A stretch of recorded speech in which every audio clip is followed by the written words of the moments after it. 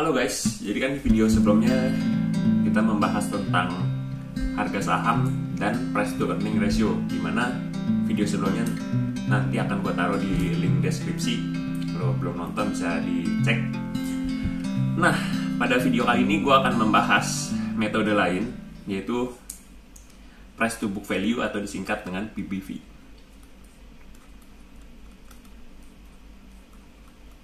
Nah, metode lain ini mencocokkan harga saham dengan modalnya.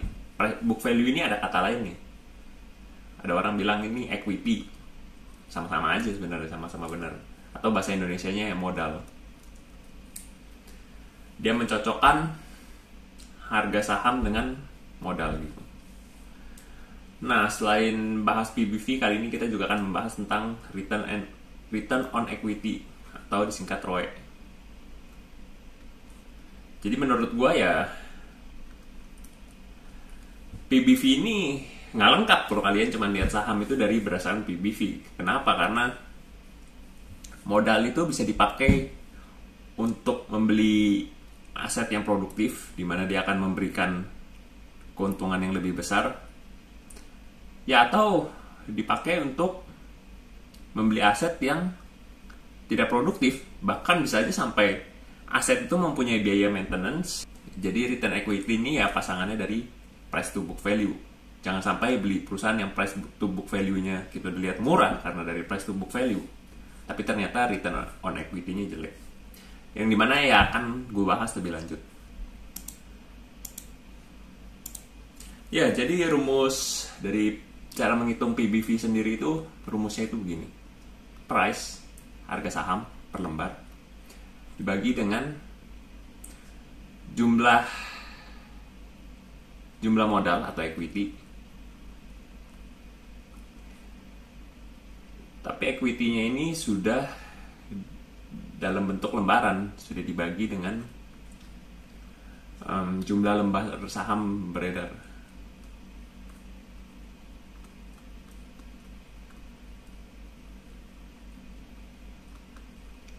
Sebenarnya rumusnya itu ya bisa juga satu lagi, market cap dibagi dengan equity-nya langsung. Jadi sebenarnya kita mesti menyamakan dulu kesatuan ya. Kalau price per lembar ya equity-nya mesti dalam jumlah per lembar juga. Tapi kalau kita pakai market cap, di mana market cap ini kan rumusnya itu harga sahamnya, price, dikalikan outstanding shares atau jumlah saham beredar, itu sama aja, outstanding shares. Ya, sebenarnya hasilnya bakal sama gitu. Nah, PBV sendiri kalau kita bilang ya, jadi kalau misalnya ada founder dari sebuah perusahaan itu mensetorkan modal sekitar 10 miliar lah, kita anggap 10 miliar. Nah, publik menghargai market cap dari perusahaan tersebut juga 10 miliar.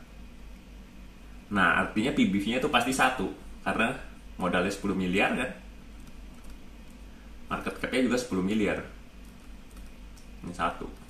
Jadi kalau PBV semakin kecil, lebih kecil daripada 1, ya artinya semakin murah gitu. Sedangkan kalau PBV di atas 1, sebenarnya ya mahal. Karena yang kita bayarkan itu kita bandingkan dengan modal yang dipunya dari sebuah perusahaan. Nah, kalau kita ngomong PBV ya, biasanya di dalam laporan keuangan itu ekuitas itu ada 3. Biasanya ada ekuitas itu ada 2 deh di laporan keuangan biasanya. Biasanya isinya begini. Ekuitas totalnya berapa? Terus biasanya embel-embelnya itu ada kayak non-controlling interest, atau bahasa Indonesianya ini kepentingan non pengendali. Biasanya gue sebutnya ini NCI gitu. Dan ada lagi ekuitas yang dapat disetorkan ke entitas induk. Equity distributable. Ya begitulah. Itu parent company biasanya. Tunggu, kalau bahasa Indonesia tuh non-controlling interest apa ya? Sebenarnya kalau dalam laporan keuangan kalian juga bisa lihat sih di sebelah kanan sih. Kalau kirinya kan bahasa Indonesia, biasanya sebelah kanannya itu dalam bahasa Inggris, dan pasti muncul akun seperti non-controlling interest dan distributable to parent company. Nah, kita pakai yang mana? Jadi ini kan ekuitas, yang ini kan total nih. Biasanya ada angkanya begini. Kalau ekuitasnya ini 10 miliar. 10 miliar. Nah, non-controlling interest mungkin 1 miliar ya anggapnya. Dan ini 9 miliar. 9 miliar.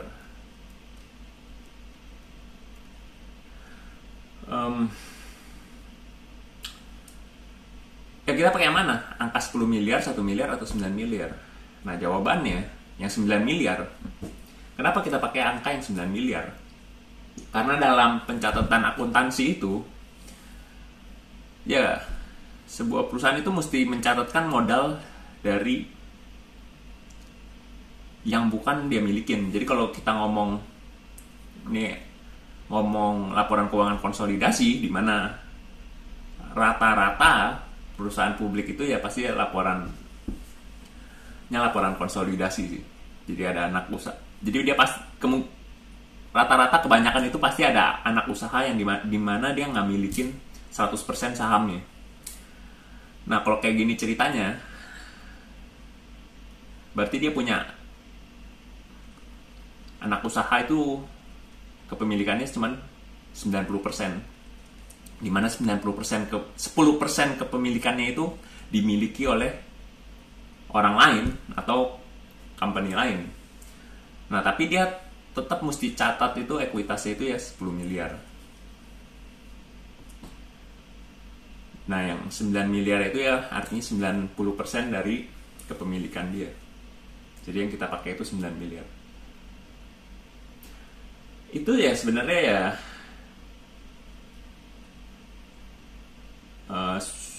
suatu rules di akuntansi yang memang mesti dipraktekkan sih.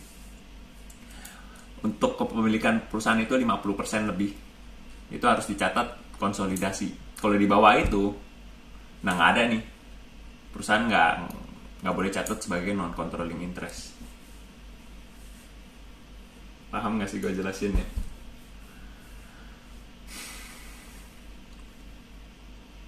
Ya, tapi kurang lebih seperti itu. Kalau mungkin kurang paham ya boleh tanya di komen. Gue akan dengan senang hati menjawabnya. Nah, selain ekuitas, sekarang kita akan membahas tentang return on equity. ROE singkatannya. Nah, untuk mencari ROE sendiri ini ya rumusnya itu biasa dalam persenan ya. Biasa pakai return on equity, berarti equity dibagi laba dibagi equity.